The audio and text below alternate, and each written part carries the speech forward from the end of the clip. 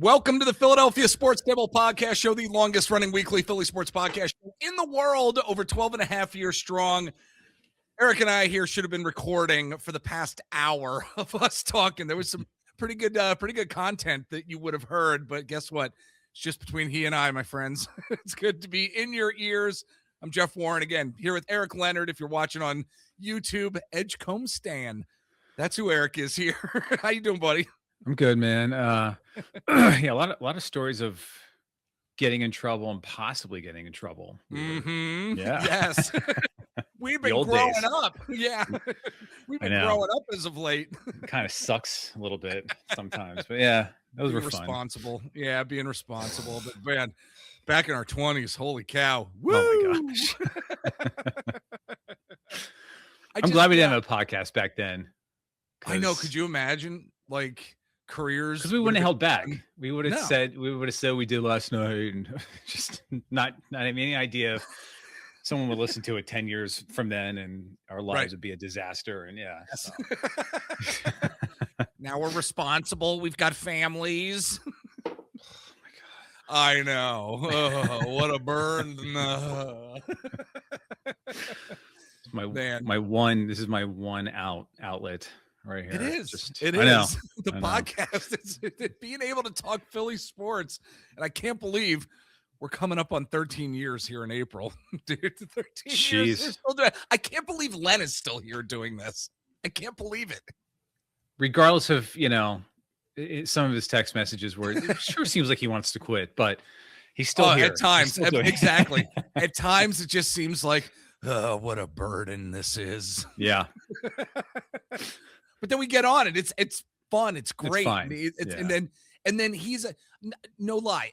We stop recording if I'm doing the show with him, and he's like happy, even though he's exhausted. If it's like during the course of his work week where he's on, he's got the 4 days on, 4 days off. His shifts are 12 hours, but we get done and he actually seems energized for some reason. I don't get it.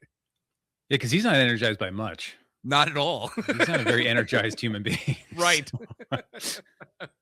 Well, we got a great show this week, folks. We're going to be diving into, of course, some Eagles talk now that it's the offseason. And we're going to get into some Super Bowl predictions as well. Going to get into, yes, folks, some Flyers talk as Eric is going to be getting into this team. We're going to talk about Trevor Zegras as he has hit a roadblock. And then we're going to also dive into some NBA and Sixers talk as well. Well, we're throwing down on the table Phillies offseason talk. We've got Matt Davis from thatballsoutofhere.com over at Fansided. He's going to be joining us to talk about this Phillies offseason, where this team may go, and some other storylines as well. So let's dive into here, Eric, Super Bowl predictions and the Eagles offensive coordinator search here. I got to be honest with you. Super Bowl Los Angeles, or no, LA. It's not LA, for God's sake. It's the what the heck? It's in San Fran, right? Seattle's. It's in San Francisco. Yeah, yes, okay. Seattle Seahawks against the New England Patriots. You like at the beginning of the year, if anybody said that was going to be the Super Bowl, I would have said you're absolutely out of your mind. I mean, I know myself. I thought it was going to be the Bills and the Eagles, of course, and I think you thought the Bills were going to win the Super Bowl, if I'm remembering correctly. Yeah, I think I said Bills Packers. Good one, Eric. Yeah, but still, I mean, nobody could have predicted that Sam Darnold was going to have the year that he had. Nobody could predict that the Patriots could turn things around in such a quick period of time. Like, they turned things around in record time. And man, Mike Vrabel, folks, if you go back in the feed, listen to the Opposition Territory show from this past week. It was all about the Patriots heading into this Super Bowl. Mike Vrabel, dude, I mean, he's going to be one of the great coaches, I think, of all time. I do, after it's all said and done. Yeah, I mean, especially if they win the Super Bowl. I mean, that's first-year coach, second-year quarterback to win that, and then what you could potentially do the rest of your career. Yeah. And like, we're going to get into the Eagles offensive coordinator search, but I'm thinking about all the news of like just the head coach searching that's going on across the NFL. And Vrabel got like, how many interviews did Vrabel get? Like after he got let go by the Titans, like how was every team not trying to hire him? Coach. Yeah.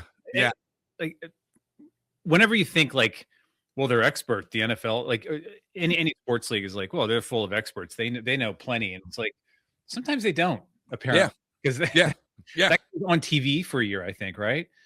And like, yep. And I think he got 2 interviews, maybe. I would have been beating the guy's door down. I know. What did he do with the Titans? And now the possibility of this happening, which is going to make me sick to my stomach. I'm not going to lie. I think it's to get into our predictions here, I do. I think the Patriots are actually going to win. I'm going to be pulling for the Seahawks because I love the Sam Darnold story. I really do. And just how that franchise has really turned itself around. But I think the Patriots are going to end up winning this. That's my thought. What are you thinking? I actually think the Seahawks are going to win. Oh, I think their defense is really good. I think it's probably the best defense they've faced all year long. The Patriots. I mean, they did face Denver, but that field was a disaster. But in the second half, yeah.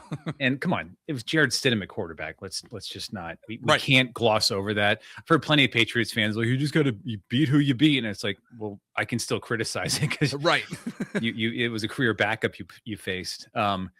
But I just think the Seahawks are tremendously coached. I forget the coach's name. Mike McDaniel. Is that his name? McDaniel. Yep. Yeah. Great coach. Their defense is stellar. And Darnold just needs one more good game. You know, he didn't have the Darnold game against the Rams. He certainly didn't have against the Niners. No turnovers. Yeah. None. And I just think like Patriots defense is good. Like that's one of the quiet things that's kind of happened, but throughout the end of the year is like that defense is just ramped up. Yep. And they have not faced an offense like this. That's the difference. Yeah. They have not faced a receiver like JSN. Yeah. Who's just that is true. Insane. Yeah. Did we say Mike McDaniel or Mike McDonald? I said Mike McDaniel. Oh, Mike McDaniel. He's going to be going to the Chargers to be their offensive coordinator. Okay, so it's Mike McDonald. Yeah. It's Mike McDonald. Sorry. Yeah, I just wanted, for the folks out there who be like, oh, it's McDonald. Yeah, I'm almost 50. I have a job. Like like, this isn't my job. So like, you're lucky I even remember Mike. No, I think they're going to win. I think the spread is 3.5, 4.5 points. Yeah. Which I gambling wise, I don't like the Seahawks to cover that. I think it's gonna be a close game, like a 3-point game. I'll probably take the Patriots to cover. Okay. And I'd probably go under on the total because I think both defenses would be pretty damn good. But if you're a Patriots fan, you got to be happy as hell because you have no receivers. Like this reminds me of when McNabb was like, slowly inching up and starting to make NFC Championship games, and he's throwing at Pinkston and trash. Yeah, and you're like, how the fuck is he getting the team this far and winning like 12 games a year? This is insane. So, but I think the Seahawks are going to pull it out. I think it's going to be a pretty tight game, but it's going to be it's going to be interesting, but it's not like there's some blockbuster type of Super Bowl. It's not a powerhouse thing where you would see like seriously powerhouse is like the Rams, the Bills. Honestly, the Eagles from last year, not this year, of course, but these aren't powerhouse based teams. And I don't know. Let us know what you think. Leave a comment below. Do you disagree with us? If you're watching on YouTube, or do you disagree with me? I don't think these are powerhouse teams necessarily. Like Eric said, Seahawks, fantastic defense, but from an offensive perspective, I don't know about it. No, I don't either. But I do plan on spending a lot of money trying to figure out who's going to win and who's going to score a touchdown. I'm not going to lie. All right. Do you want to get to a sadder topic? What do you want? Do you think it is sad? The Eagles offensive coordinator search. Do you think it's sad? I've got a take on this, and I've got an opinion on this that's actually not sad. This is Jeff. This is Jeff optimistic here. Okay. I was just on my good friend Evan Western from AcmePackingCompany.com over at SB Nation. He does a podcast. I was just on. He asked me about it because the quarterback's coach for the Packers, Sean Mannion, is interviewing with the Eagles. I don't think it's a good fit. We talked about it, but I think the Eagles are actually being methodical about this and not just settling for somebody. I think they probably did want Mike McDaniel, who went to the Chargers. And I what I think a lot of this is the fact of the veteran presence on this team. And I think they want to get the right coach who is an authoritative type of figure, like that has that veteran presence in being an offensive coordinator. And I could be completely wrong about this, but who is a veteran offensive coordinator who is going to be able to handle the personalities of these veterans here. I don't know any other offense in the league.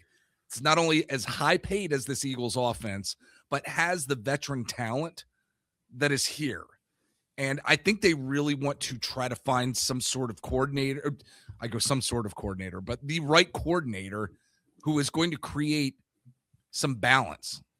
And I don't think they're settling. I actually don't think they're settling. I think they're actually going through a process of, you know what, we need to find the right fit with these guys. Some of these guys who are getting older and they have these personalities. That's my thought here. Like the Brian Dable thing, in all honesty, a lot of people are like, oh, Brian Dable, doesn't even want to come here. It's like, no. Just because the Eagles interview somebody doesn't mean they get the job. Brian Dable, they probably knew that it wasn't going to be him. And he said, I'm not going to be considered for this position. It's more him saving face. So that being said, I think the Eagles are being methodical about it, which I don't mind at all. What is your thought on this? I'm fine with them being methodical about it, considering the last coach. Yeah. Might want to get this one right. Yes. Because you kind of threw a season away, in my opinion. In watching the playoffs, and I know we're Eagles fans, but you did watch and you're like, how are the Eagles not still in the mix here? Like, yeah. I just don't like. I know they lost the Niners, and the Niners can gloat all they want, but like, they should have won that game. All they needed was like one drive. Yeah. And could they have gone on the road and beaten like Chicago if that had happened? I think they could have. Mm-hmm. I don't know. It's really frustrating. I'm saying all that to say that, like, take your time with this. I completely agree. The name that jumps out from the qualifications you just talked about, like wanting an adult in the room and not an unknown, and someone that can handle personalities. Jim Bob Cooter, I think, had a second interview, and he's I got a feeling he's the one they're going to go with, because he will fit exactly what you just talked about. Yeah. I just don't know if I can handle Jim Bob Cooter. I know. Coaching my team. I know. That name is unbelievable. I know. Yeah, my hope is that it would be Joe Brady. I mean, I hope that they could pry him away from the Bills at this point, because I don't think there's still any definitives with Joe Brady. I would love Joe Brady to be the offensive coordinator for this team. Wait, didn't they just hire Joe Brady? Oh, did they bring him back? Did I miss it? Dude, this freaking week has sucked for me. Yeah. I think Joe Brady's the coach now, the head coach. Is he the head coach? I fucking missed it. Jesus Christ. Oh my God. Don't even listen to us anymore. He's the head coach of the Bills now. Yeah. That was announced. I'm doing a search right now, for God's sakes. It was announced yesterday. Oh my God. You're the host, and you're the host, and you love the NFL. I thought I was wrong for a second, because listen, life has been busy. Really, really busy. My gosh. Oh, yeah. Well, I'd rather have Joe Brady than Jim Bob Cooter, just because of the name. Yeah. But yes. No, I honestly thought when Mike McDaniel, it was announced that he was going to still interview for the Bills job, even after he got the Chargers job, I was thinking, like, I wonder if he's going to get this, and then Brady will become available as an OC. But then that quickly went away when he decided he was going to stay. But like, I again, take your time, Howie. Like, don't get this one right. Be methodical about it. Don't let Nick be too involved. He's the one that hired the last guy. So I don't know if, like, put him on the Zoom. Like, I know they're in-person meetings, but put Nick like in another room. Right. Just let him, like, don't let him meet the guy. I mean, you hired Poo-Poo Holes, dude. Yes. And you let him there for the whole year. Like, your HR sensibilities just aren't quite there. Right. For the franchise. Yep.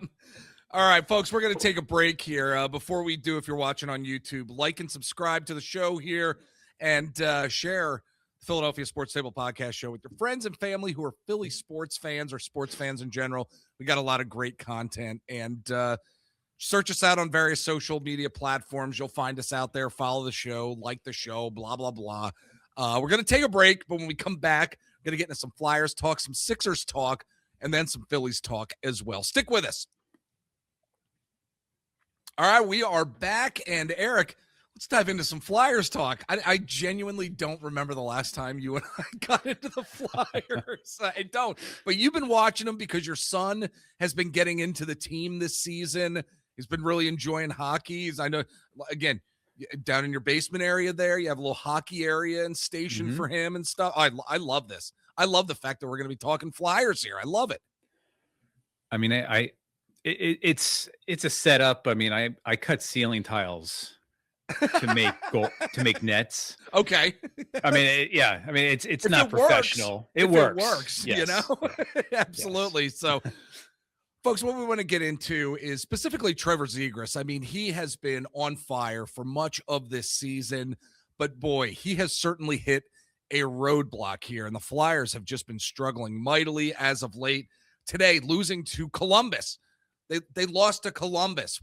What in God's name is going on with this team? And interestingly enough, Rick Tocchet, after one of the recent games against the Islanders, he specifically was talking about Trevor Zegras, saying Zegras isn't pushing the pace. He needs to step up. He said, quote, "It looks like he's not pushing the pace. He's sort of just waiting around. It's a bunch of guys, or our second guy, we call it a second quick, was nowhere to be found. First guy goes in, you need to get your second guy to go in there and look for a puck or a body, and we're just late." Trevor has been like that for a little while now, so he's got to start stepping up and pushing the pace. I mean, Eric, I'm hoping there's nothing wrong with him at this point at this point in the season from a health perspective. But man, he has certainly hit a roadblock here, and this happens every now and again with NHL players. It happens with professional sports players in general. But it is a bit of a concern when we're talking about the development of this team, especially from an offensive perspective. Trevor Zegras has been the guy, but this roadblock really has created a lot of different hiccups for this team. Yeah, and maybe it's. I was thinking about it. I mean, how old is this kid? Like 26? Trevor Zegras? Yeah, I think so. Something like that. And this is kind of his first year. 24. Sorry, 24. 24. Yeah. Young guy. And is he cut out to be a number one? Which is kind of what the city was treating him like. Yeah. In the because he was kind of acting like, I mean, he was there. He was there in that area. Yeah. And he absolutely was in that area, but he's also only 24. And maybe he doesn't quite know how to be that guy yet. It could come with time, but it does kind of remind me. I go back to basketball. Like you watch Cooper Flag for the Mavericks. Yeah. There's some nights you're like, oh my God, this guy probably top 10 player, best player in the Mavs, and then the next night he's 19 years old. Right. It's like he'll get there, and I think maybe that's what they're experiencing with Zegras. The fact that some of the other players, younger players, have not stepped up yet. My God, what's the guy's name? Help me out. The Matvei Michkov. Michkov, yeah. Michkov is not quite either. But I think Zegras is a little older, and he was kind of approaching that status. Yeah. And unfortunately, maybe he got tired. It sure feels like he either tired or a little lazy, and in hockey, it's all effort. It's all like, you can hear it in Tocchet's in the words that he used. A lot of he's not going after it, the quick, that kind of stuff. And it's maybe with conditioning and time, and when he's like 25, 26, maybe that'll come. But it does make me think like this is a team. You just need to tread water before the Olympic break. Yeah. Which is coming soon. And then maybe you get Forrester back, and maybe you make a trade or two. Nothing huge, but I do like what Danny Briere has been saying. Like, this team is kind of poised to maybe make a run after the Olympics. Maybe they get some rest. Like, a lot of the players get some rest. And energized because they're still hovering. Like they're 57 points total. Yeah. But some of the recent losses are just like tonight's loss 5-3 to Columbus. Oh, it's terrible. The 4-0 loss to the Islanders, and I know the Islanders are better than us, but like just to get just blown out and like they look like they didn't even have a chance. So, but I like that Danny Briere said we're going to be aggressive at the trade deadline because we have something here, but we're not going to sell the farm, right? But I do like that. You know, he's built this team in an intelligent way so far since he's been the GM. He has. And I'm assuming he's going to make smart trades. And there's some players available. I was doing research, Jeff. Oh, we got the kid from St. Louis, Robert. God, I even looked at his stats. He has 12 goals this year. Robert Thomas from the Blues. Okay. 26-year-old center that could really help out with this team. While Zegras is kind of struggling and Mitchkov hasn't really quite made the leap. But like I said, Forster comes back. You make a trade like this. You don't sell too many of your prospects for someone like that. But like, need some goaltending too. Well, yeah, and Vladar came back, thank God. Yeah.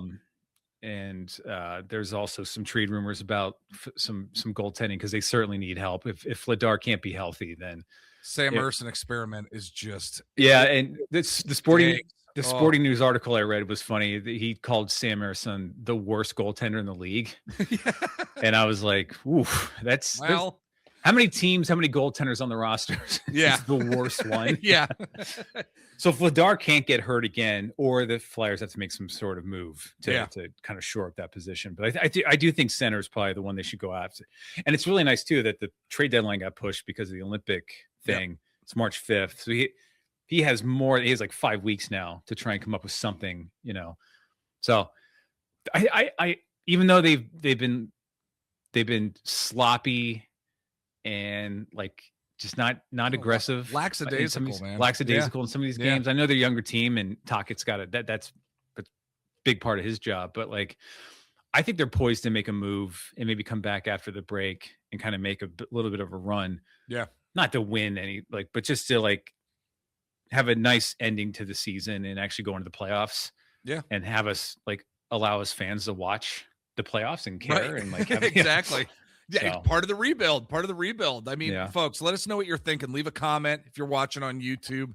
What are your thoughts about this Flyers team right now as they have been struggling and it's been a slog. So we'd love to hear from you. Now, as we're moving along, before I let you go, Eric, here, we're going to get into some NBA and Sixers talk. The NBA talk that I wanted to dive into specifically dealt with Giannis. Now, I didn't say Giannis like I always do because I freaking read this stuff right in front of me, and I'm like, Giannis. Anyway. Or Jokic. Oh, my God. I said like Bernie. I said Bernie Parent. Like, what am I doing? What am I doing? He has 2 cups, and that's all we have. I know. I'm reading this stuff off. Len told me about it after I didn't even realize I did it because there are times when I'm like reading certain stuff from the screen, like the notes that I do for the show to want to make sure that I'm hitting certain points and I'm reading it. And I'm a freaking idiot. I go, Bernie Parent. What the? Seriously, there should have been like a boxing glove that just came out of this wall over here and punched me right in the face right after. Or the Sandman at the Apollo and just sweep you off the stage. Yes. Gone. Okay, hold on. So Len waited till after the show to tell you? Yes, he didn't call me out. How did he know? I would have stopped the whole show and it would have been like, you're an asshole. What are you saying? Yes. He told me after. He's like, wanted to let you know you said this. And, he got all serious on me. I was like, why didn't you tell me when we were recording? You just look like a 14-year-old girl there for a second. Yeah, why? Did you tell me? Why didn't you tell me? God, I love doing this show. I really do. It's so fun. You're in a house with all women, so sometimes it's just like... And I work with 15 women, too. That's true. I did. All right, well, getting into the situation in Milwaukee with Giannis, and it's so bizarre. I wanted to bring this up because I don't necessarily know if we've really seen anything at least in the contemporary history of the NBA, with what is going on there. You have a top 3, top 5 player in the NBA in Giannis, and he is self-diagnosing his injuries after a game, saying that he's going to be getting MRIs. Meanwhile, the trainers are like, what the heck is he talking about? What is going on? What's happening here? So bad. It's just, he's creating this miserable situation because it's a season that stinks for the Bucks, of course. He's not happy. I don't, who knows if he really does truly want out or if he's just like, it's a sour grapes type of season or something. But I just thought it was so bizarre. I don't remember ever having this really happen to somebody like Joel Embiid with his personality throughout his tenure in Philly. Never did anything like this. I mean, I think it's a big fucking deal, to be honest with you. Like a player of Giannis's caliber doing something like this. I don't know, man. Like it really goes to certain character traits, I think, at this point in his career and how other teams really should be viewing him if things just aren't going his way. What do you think about this? Well, I'll tell you what, if I was the owner and the GM of the Bucks and my superstar, who I'm thinking about maybe trading and getting a ton of assets so I can rebuild for the future, is having press conferences saying, I might have broke my calf. I need an MRI. Broke my calf. It's like, hey, Dick, no. We'll announce that. That's incredible. Not your job. It's incredible. Yeah. And in defense of Embiid, when our superstar was hurt, he was hurt. Yes. Yes.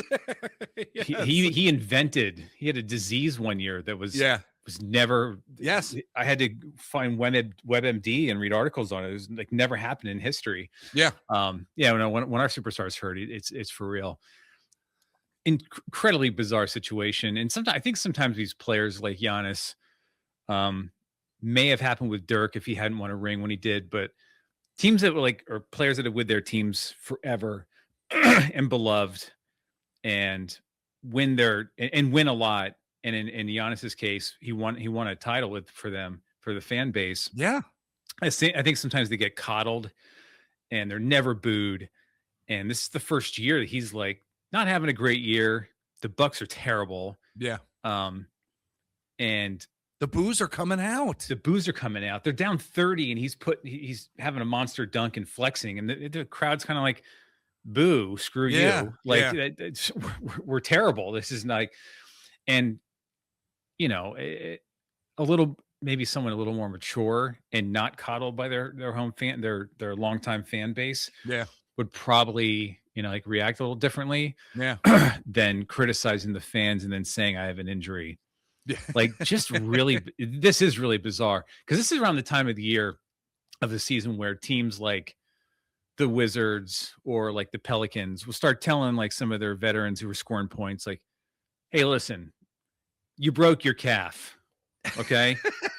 You're done for the next 3 months. We want a draft pick. That kind of stuff starts to happen. Not this. Like this is like it's usually like a fake injury to get a better draft pick, or you're trying to trade somebody and that player's out there performing. This guy's like sabotaging his own team. He's sabotaging the trade market. He's sabotaging his relationship with his fans. Yeah, his integrity in the game. Like it's hurting his brand. He's actually hurting his brand here, I think. Just so weird. I mean, he actually has advertisements or like he endorses stuff. Yeah, and it's like really bizarre reaction for a guy who's long been pretty quiet. Yes. He doesn't have a history of like being controversial or anything. So for this to happen, I just, as a Bucks fan, I'd just be like, dude, either play awesome and help us win, or please don't destroy your trade value. Right.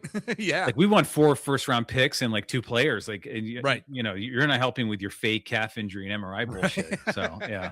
All right. Weird one. Very weird. It is weird. And what else is interesting as of late when we're talking about this Sixers team is whether or not Daryl Morey in the front office are really going to make any moves. And I can tell you right now, like Quentin Grimes, my God, he has struggled. I remember at the beginning of the season, like right before we started, we were doing our Sixers preview and you were like, I can't stand this guy. I just don't even want him on the team. Played phenomenal stuff, Mhm. but the past month, holy crap, not helping this team out at all. And this team is going to need some help, I think, at the trade deadline. I mean, what are your thoughts on if they should unload, so whether it's unloading salaries, if they even could get rid of Paul George at this point? I think that's a possibility. If they could do maybe a 3-team trade, possibly. Who knows? What are your thoughts here with the Sixers at the trade deadline? We should all just stop with the Paul George hoping we get off his contract. I know. It's just never gonna. It's not gonna happen. I know. He had a great game last night, Yeah. and he's shown flashes. If he was just a little bit better and play a little more, yeah, I could honestly be like, I don't want to trade him. Yeah, he's given us 20 and 8 a night and phenomenal defense. If he could just do that all the time, the consistency, his contract is whatever, honestly, in this league. But just he'll miss. I'm sure he'll miss the next game, and then he'll put up 6 points and 2 rebounds. Right. So I'm saying all that because I don't think moving his contract is even like a possibility. Okay. I think what Morey's going to do is he's going to make some small trades to kind of beef up the outside, like your 11th, 12th, or a 10th man off the bench, and try to shed some salary. Grimes makes $5 million. Could he get a veteran that makes far less, like makes $2 million and come off the bench and hit some 3-pointers for you? I think that's the kind of trade they're going to do. I've heard them in rumors for Giannis. I've heard them for anyone's come available because Daryl Morey is there, and listen, I'm Edgecombe Stan. Yes. But scared to death that Morey might be like, I could take our 3rd pick and package Paul George's contract and just be like, and any 1st-round pick we have and go to, the Bucks and be like, Giannis. Yeah. Yeah. I don't want that at all, but Morey has that in him. Yes. So that scares me. I'm for once, I'm actually like, Morey, just kind of keep it light. Yes. I know you're going to make a move or something, but like, don't go crazy. And and I can't believe I'm going to say this, because Joel Embiid is doing really good things. Don't get crazy, because Embiid, and look, something's going to happen. He's going to get injured. Like, we can't, like the teasing right now. The teasing is really just getting me all I don't worked know. up Maybe here. This is the one time. I just can't take it. But it is awesome to watch him on the court these past few weeks. My God, it's great. Jeff, fool me 14 times. Yes. Fool me 15 times. Yes. No, and like, I'm just going to say it because, like, I don't know if this is ever going to happen again for Joel Embiid in this show. Yeah. He's been awesome. He's playing basketball on one leg. He can't move anymore. He's averaging like 28.3 points per game. He's putting up 28, 10, and like 8 a game. Yes. He had a triple-double the other night. What the fuck is happening? Yes. Never saw that coming. My prediction was Paul George would come back and look phenomenal for Paul George. Yeah. And he would have paired with Maxey and Edgecombe. It just would have been this awesome force at guard. Did not see the big man coming back on 1 foot and putting up almost a triple-double like every other night. It's just bonkers. And he's playing. What the hell happened? I know. What happened? I don't know.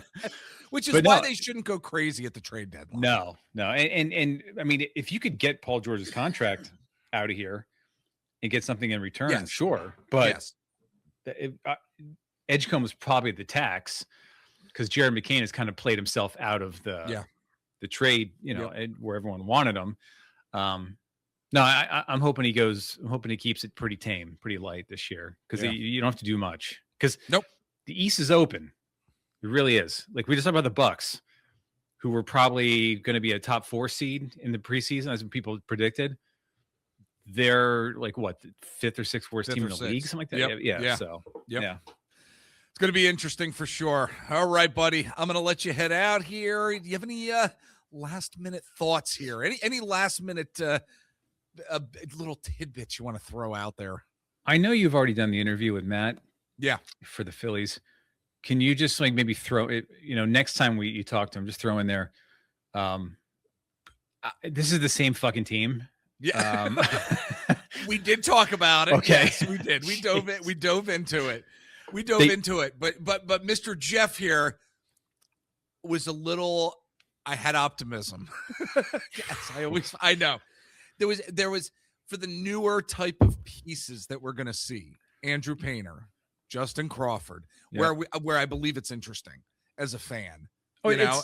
That part's interesting. Yes. 100%. Yes. Bichette would have like taken me over the edge a little bit. I would have been like, okay, this is fun now. Yeah. If they would have brought back Ranger. Yeah. If they would have brought him back, it would have been great. But somebody posted on Instagram like last year's starting order, and this year's starting order. I'm like, okay. Same. To see Alec Boehm at third, I was like, oh man, that's. I think we've seen the Alec Boehm show. It's over. It's the sixth season. There's nothing left to say. Right. I said to Matt, we have seen baseball teams throughout Major League Baseball history defy the odds, and I asked him the question, like, why shouldn't we be thinking this way about the Phillies too? I love him. Honestly, he was great. It was a great interview. Hope everybody sticks around for it. Yeah, it was optimistic. I will tell you that right now. We had the optimism going for sure. It was just a today thing when I saw the lineup, and like I feel you. You got to draw you draw a line from A to B. Yeah, those like trainings at work. Yeah, and I'm like, these are just straight fucking lines. Yeah, like it's the same. Like they're in the same spots too. Like they're not even like moving in the lineup. Yes. It's a great interview, folks. Stick around for it. Eric, I'm going to let you go, buddy. I guess that's it, right? That's it. We'll go to break here. What an ending. What a close exactly. For almost 13 years, I still don't know how to close anything. It's amazing. That really fizzled. For a Bernie Parent. God, what a dope. Jeez. What a jerk. Yeah, I know. What a jerk. Thanks, everyone. Yes. All right, folks. We're going to break. We'll be back in just a bit. See you later. Joining us this week to dive into the Philadelphia Phillies, their offseason. Man, it's the hot stove season, but we're following this Phillies team, and there's some interesting storylines for sure. And to dive into this team with us in this offseason, from thatballsoutahere.com over at Fansided, we've got our good friend, Matt Davis. Matt, buddy, thanks so much for jumping on. Yeah, not a problem, Jeff. Happy to get into some topics about what's going on in the offseason, how it's progressed so far, and what we're looking forward to for this coming season. Yeah, look, to start us off here, Matt, last week on the show, my co-host and I, we were talking about what seems like an impending salary cap that Major League Baseball is going to have to implement after the Dodgers signed Kyle Tucker. I mean, it's an ongoing storyline in the world of baseball, and I don't think it's going to go anywhere anytime soon. I think we're at that tipping point. I think Kyle Tucker was the straw that inevitably is going to break the camel's back here, just in my opinion. So I'm wondering, what are your thoughts on a possible salary cap for Major League Baseball and what that actually might mean for the future of the sport? What are your thoughts here? Yeah, it seems like it's been coming to a head these last couple of CBA agreements, especially this recently with it being the end of the 2026 season when it's going to be implemented. The idea is for the CBAs to have more parity in the sport. Obviously, with Kyle Tucker signing, people had him go into all different types of teams, including like the Blue Jays, and then all of a sudden they swoop in with their, shorter term offers, high AAV offers. Yeah. I think the idea is with the salary cap is, like I said, more parity in the sport, allow teams to spend more. I don't believe that there will be like a lockout necessarily if they can't come to an agreement. I don't believe there will be even a salary cap put into place. I think the idea is the owners want to be able to, like I said, have more parity in the sport. But I don't know. I just find it hard to believe because I know the players union is just about as probably comparable to like the NBA as far as like unwillingness to budge on there. Maybe they'll extend it next CBA agreement. But if they do get into place, I mean, they're looking at, smaller markets like Pittsburgh, Colorado, Tampa. Markets like that would have more of a chance when it comes to it. If they do implement a salary cap, we're probably looking at, it could be some kind of tax implications on top of that. But it's going to be a different world to live in for sure. And I don't know if I mind it, to be honest with you, Matt, because I think the lack of competitiveness from a free agent standpoint that we see in a lot of different markets, at least creating some sort of, or at least trying to create some sort of balance there. I think we're at that tipping point right now. Like, you know what, if the Dodgers and other teams, even like the Phillies, like it's not like the Phillies aren't spending money. You know, if the Dodgers and the Phillies, are those teams that are in the top echelon of being able to spend, good for them. But what does it do to the sport, and what has it done to the sport in various markets?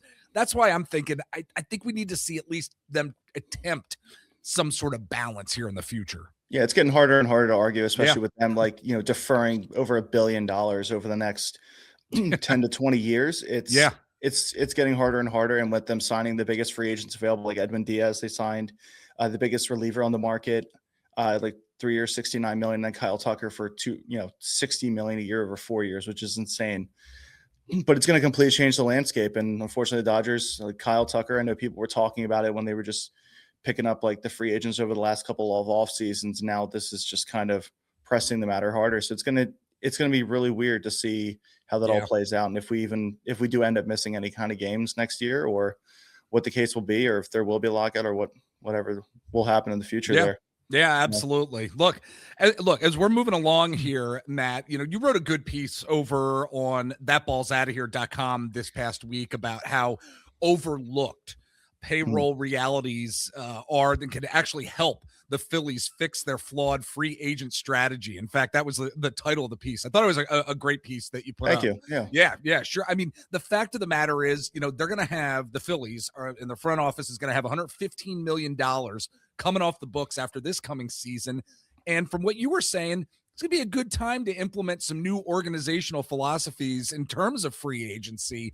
And I think that's something us fans have been kind of clamoring for really for some time now. Can you take us through your thoughts on this? Yeah, the fan base definitely wanted to change this season, and a lot of fans thought it was going to happen with them peaking. It almost feels like at this point in this era of Phillies baseball, 96 wins.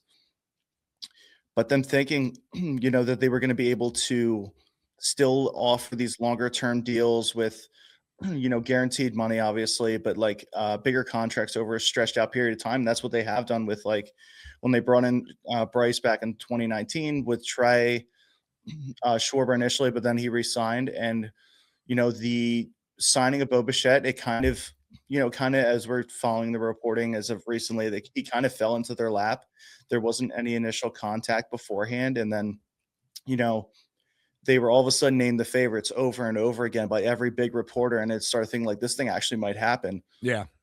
And, leading up to the night. And then we hear that Dave Dombrowski saying that, we were as sure, per Matt Gelb of the Athletics reporting, that he called JT's agent, letting him know that we're moving in a different direction. And all of a sudden the next morning that you find out he's going to the Mets for, $3 million a year. And you find out that Phillies offered that 7-year, $200 million offer that Bichette's camp wanted matched. But then we find out that the Mets have been in contact with him since November. The Phillies reportedly apparently still offered a short-term deal, but it kind of was a gut punch, and it left the fan base kind of empty-handed. And now what we're looking at is, should we change the way things have been going with them not offering opt-outs? Preston Mattingly kind of just came out and said it one day on Baseball is Dead, another podcast, where he just all of a sudden said, it's like, we really don't do that. It's like, okay, I know that they haven't acted that way. And the nice thing about the Phillies too is, like, they haven't deferred any money. Right. It's something with, like you said, $115 million off the books coming next season, that they could really get into this, especially if they want to still extend the window, but like win now moves that aren't like the smaller $10 million deals like Max Kepler last year that sometimes end up really screwing them kind of when it comes to taxes and everything. They have I mean, that's been consistent. Yeah. And they spent, but I think that they could really do it in the future. And it seemed like they were willing to if they found the right price or the right player. I just think they've kind of, with Taijuan Walker on the books, Nick Castellanos, it's really hindered them from from pulling the trigger on a lot of guys, especially with, getting over that fourth luxury tax threshold at 110%. So any of these guys, it's going to be a huge implication. So I think that they definitely can do it moving forward. And it's felt like something needs to change. And hopefully after, like, Bohm, I don't think they're going to re-sign. They'll let him walk. Castellanos, Walker, some other guys on 1-year deals that I think that it would really benefit them to think about it. And then, with certain factors like qualifying offers, obviously, if guys are offered that, like Bichette, the Mets gave up 2 draft picks. So that's something else to think about, like long-term success and keeping this window open. So there's a lot to factor in there, but I definitely think it's something they should invest in, something they should entertain going forward. I think the reason why I liked your piece so much is I think I have been thinking, and I know a lot of the fan base in Phillies Nation has been thinking, when Dave Dombrowski came in, it was much needed. We had to get away from the Matt Klentak era. The team organization and structurally needed to progress to that next level. And guess what? They did. Yeah. But now we're at a point where I think the philosophy is getting a bit stale here. And I think we're all noticing that. I hope the Phillies absolutely notice that. And it stinks that they weren't able to really do anything about it this year because, and I guess piggybacking off this topic here, just so disappointed in how this Phillies organization have addressed the outfield this offseason. Right. And I know things come down to money and years on contracts, but the Phillies would have been a lot better off, in my opinion, with Harrison Bader than Adolis Garcia. And a lot of other folks think that as well, of course, because you see both talents and you kind of know who's going to be giving you a little bit more productivity out there. And I'm not sure why Dave Dombrowski in the front office couldn't have given Harrison Bader that extra year. I mean, you got 2 years for San Francisco, from my understanding. Garcia has a 1-year deal. It was frustrating as a fan. What are your thoughts here? Yeah, I think with the Phillies' decision with the outfield, especially, like, since Bryce moved from the outfield into the infield, with the issue with the arm and everything else, they've been they ranked 21st in F4 in the outfield group since 2023 at 13.7. So they've been amongst the bottom third of the league, which is crazy to think about. A team that's competitively, looking to win the division, look for a World Series, and among the top 3 or 4 favorites in the majors. It's kind of crazy that the outfield group has been this bad. Yeah. Considering they brought in Brandon Marsh in 2022. He's still been in the outfield mix. They had Johan Rojas for a while, and Castellanos kind of started dipping after he had like an initial good start with the Phillies. But bringing Garcia, I think what the deal was is they knew that Harrison Bader was coming off of, he batted 305 and an 824 OPS in like 50 games with the Phillies. He was great. He had that juice to him. He was great in the outfield, great defender all the time, but he really provided life. And I think what the Phillies were thinking is that he's going to demand a multi-year deal, whether 2-3 years, 15 to 18 million a year, which good for him. He hit really well, and he hit a career year coming into free agency. So I think the Phillies were just not willing to entertain that because he knew he would drive a hard bargain, and they pitted it to Garcia. He wasn't on my radar. I didn't think of him as an option. They did it with Kepler last year. I didn't see that coming either. Yeah. But the 10 million, they thought, okay, you're getting a bounce back. He's cheaper. He's a great defender, much better than Castellanos, who's still with the Phillies here coming into February. So they're also dedicating 30+ million to the position too. So they thought Harrison Bader would have been great, considering that Bader still held out. His market, I guess, wasn't developing the way he thought, and he ends up signing for $20.5 million for 2 years, that would have been much more doable, much better to swallow, knowing that the Phillies have Garcia. I think they tried to fix the position quicker, and hopefully trying to get Castellanos out of here, and they still haven't been able to work anything out. But I think they just pulled the trigger too early, and I think now it's kind of coming back to bite them. Yeah, absolutely. Again, folks, we're talking to Matt Davis from thatballsoutofhere.com. Head on over to that website. Check out the content. Always great content. Matt, before we go to break real quick here, where can folks find you on the interwebs if they want to get in touch with you or follow you out there? Yeah, so I'm on That Ball's Out of Here by Matt Davis on Twitter. I also have Instagram, davis.matt1. But that's primarily what you're finding me to tweet about Phillies, Eagles, but other sports, but mostly the Phillies, and just going to day-to-day stuff. So that's where you find me. There you go, folks. That's where you can find them. We're going to take a break. When we come back, we got more Phils talk, some National League East talk as well. Stick with us. All right, we're back with our good buddy, Matt Davis from thatballsoutahere.com. And as we're moving along here, Matt, I feel like things could be worse as a Phillies fan. And I know, we were just talking before the break, the disappointment in free agency, the Phillies missing out on this particular player, how they need to go about reevaluating free agency in the future too. But again, I think things could be a lot worse as a Phillies fan. They're a relevant team in the National League.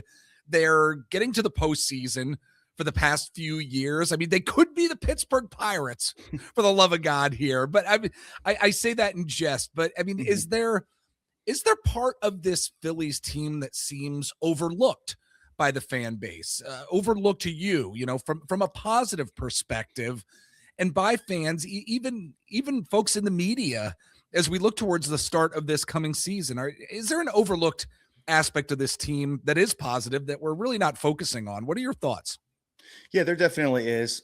Going back to Dave Dombrowski, since he came in, like the farm system was really struggling under Clentak, and the last big bang that he had was bringing in Harper, and then they brought in JT, so there was kind of some life, but there still wasn't that feeling that there was like help on the way when it came to the farm system. And I think the one thing Dave Dombrowski should get a lot of credit for is when he was in Boston along with Detroit, is when he made those World Series runs, it was kind of like selling the farm system to kind of a win now window, and he was able to win with like Boston. Detroit had the one World Series appearance, but those teams were kind of left barren after he left. And I think the one thing that Dave has done really well is he's been able to draft really well, along with the current GM Preston Mattingly, who's been great but developing. And he was the scouting director for a while before he got his rightful promotion. Then Sam Fold went to get his master's, I believe, so that opened up a spot there. But I think Dave has done really well building the farm system kind of from scratch. And now we have guys like Aidan Miller, Andrew Painter, Justin Crawford on the way, with Crawford most likely starting in left field, most likely, or center field, depending on how they view his defense.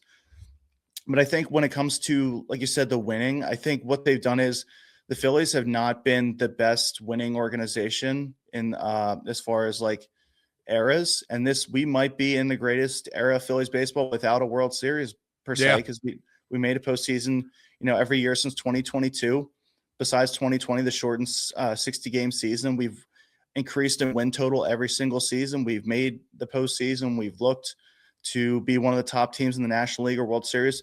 But the problem is we've gotten to a point where that's the expectation now. That's where this team's at. We're expected to win. We're expected to keep this going. And we, as a fan base, we're very passionate, and we see where they can build. But I don't know if it's Dombrowski. His fault right now is he's gotten content, or he feels like he's too scared to make like a risky move where it feels like, trading some valuable assets. I mean, the last couple of trades he's done have been with multiple trades within the same team, which is kind of odd to me. Yeah.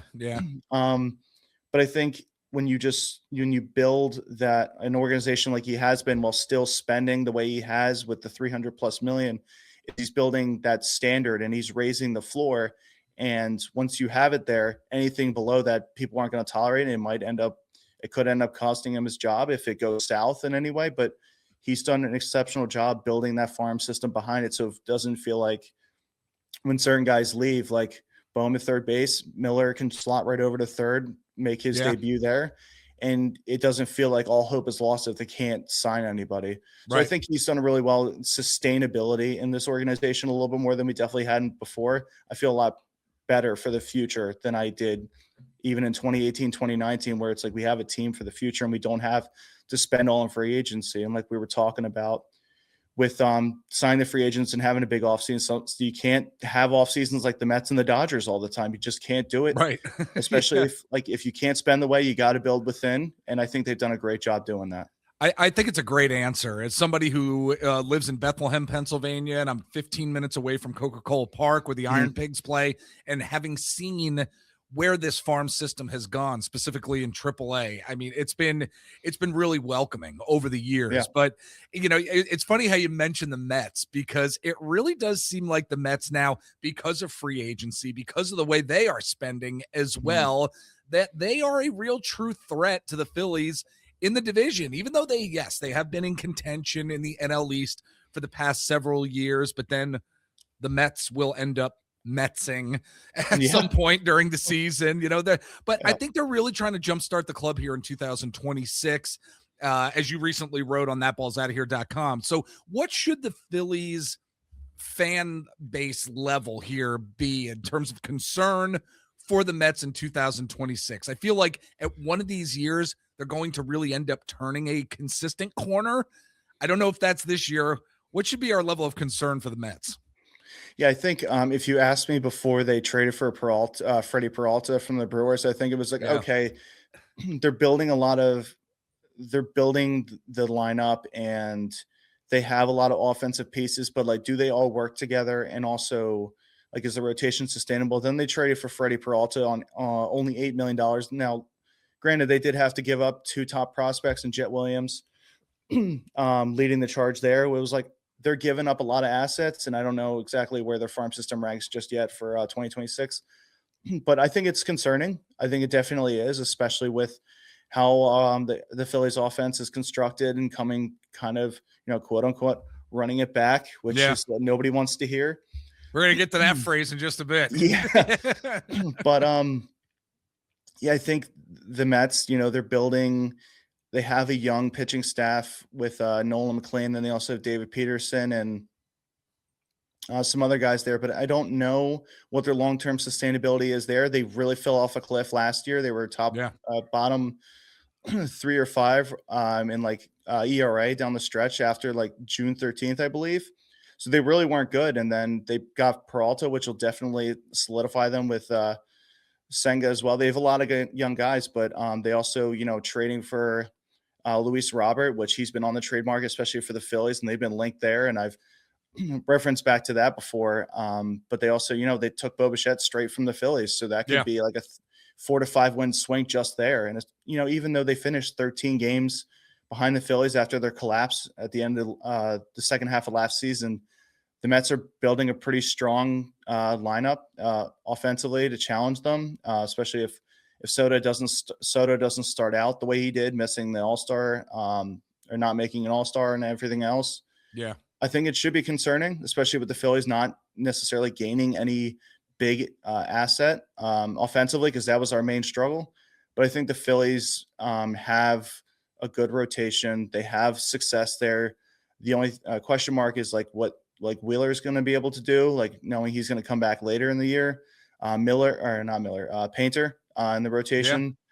But I feel that the Phillies can still hold down the NL East, and then you have the Braves behind them too, which they're getting healthy. They also brought in Robert Suarez really early into the offseason, which is a huge piece for them and getting healthy, and they're always dangerous when they're healthy. They might not spend the most money, but they definitely lock up their young talent. So I think it's going to be a concern for the offseason for the NL East, especially with, they did have interest in Kyle Tucker too. And then we all thought that they just blindsided us, which they've had these discussions. So definitely feels like Steve Cohen has made it a point to try to challenge them and throw a lot of money at it. He hasn't made the best financial decisions in the past when it comes to running the team and missing the playoffs with a $300 million payroll, but he seems pretty committed and pretty motivated now. And that does worry me just a little bit. Yeah. I'll say for sure. I just want folks to know, and I'm glad you mentioned it, how the Mets started with that downward spiral starting June 13th this past year. The reason that happened was June 13th is my birthday, and the baseball gods wanted to give me a little bit of That's a good one. Yeah. And I appreciated that. From the baseball gods. So anyway, Matt, before I let you go, buddy, we've been talking about the level of somewhat pessimism that fans have heading into this Philly season here, and the narrative of the Phils basically just running it back leaves some folks with some skepticism for sure. I like to think, though, in terms of looking at Major League Baseball history, we have seen baseball teams throughout history really defy the odds. And it's one of the great great parts of baseball, one of the great aspects of baseball. And I think we tend to see that year after year with various teams. Why shouldn't we be thinking this way about this Phillies team, that they could defy the odds? What are your thoughts here? Yeah, it's really easy to get into that based on like not bringing in Bichette and thinking like having this gut feeling like they're running back the same team. Yeah. And granted, they did have career years by Kyle Schwarber, like second in NL MVP with the 56 home runs going into his free agent year, and obviously costing the Phillies a little bit more money, obviously because they they ended up waiting, but he ended up inevitably getting signed back. Christopher Sanchez, like the stud that he is, and second in Cy Young. So it's like you don't have those years all the time. Yeah. Now, granted, we also, I think what Phillies fans are not thinking about as much right now is like we also had a major down year from Bryce. And, say what you will about him being motivated in the doubt from Dave Dombrowski and his quote unquote shot that he took on him, even though he said it wasn't, he didn't mean it to be critical of him, but that could motivate him. Who knows what Bryce looks like, going into his age 33 season, I think now. So, yep. And they also missed Wheeler like August and September. Then didn't necessarily hurt too much in August and September for the regular season. But who knows hurt what the it postseason? Like. I thought it definitely hurt the postseason. Who knows what the seeding would have looked out, would have ended up. And if Luzardo didn't have that, now he's had some up and downs throughout his career, but if he didn't have that explosion in May where he gave 20 runs in 2 games, there's definitely a lot of seasons that would what guys could actually pick us up. And they've made some changes. The bullpen is a lot better than it was last year. They got Brad Keller. They got Jose Alvarado. And we'll see what he looks like without possibly being not on any kind of steroids or anything like that. But they have him. Who knows what Kerkering is going to look like? They did trade Strom, but with Juan Duran, a full year of him, I think that's going to be super exciting to finally feel super confident about a bullpen again. Absolutely. And I'm really looking forward to that and seeing what kind of offense we can kind of look like. Could Trey be the same? I think there's some question marks, definitely for sure, with a lot of these guys getting a year older. But I definitely feel like that some of these guys can pick it up another level. And who knows, maybe even Alec Boehm has like a career year heading into free agency too. I would like that more than anybody. That would be great to see. Yep. Not necessarily that the Phillies would think about bringing him back, but just giving that little edge for him to kind of prove himself before he hits the market. And JT, maybe he feels motivated too. So there's definitely a lot of things up in the air. And, with Justin Crawford coming in, getting an everyday shot in left field, Adolis Garcia possibly having a bounce back season, maybe at least, having 30 home runs at least, maybe striking out a lot. He's done that before, but he adds another level of excitement too. So there's definitely a lot to look at. I think it's definitely overlooked when it comes to the narrative. And I know that it feels like sometimes it could feel like the cards are falling and it's hard to think about with a lot of the same pieces that are coming back, but I feel like there's a lot to be motivated and happy about and looking forward to 2026 and beyond. Absolutely. I'm looking forward to this Philly season for sure. So again, folks, he's Matt Davis from thatballsoutahere.com. My friend, thank you so much for taking the time to join us. Great conversation. I'd love to have you back on the show at some point down the road. Come back and join us. Yeah, sounds good, Jeff. I appreciate you having me. Thanks so much, man.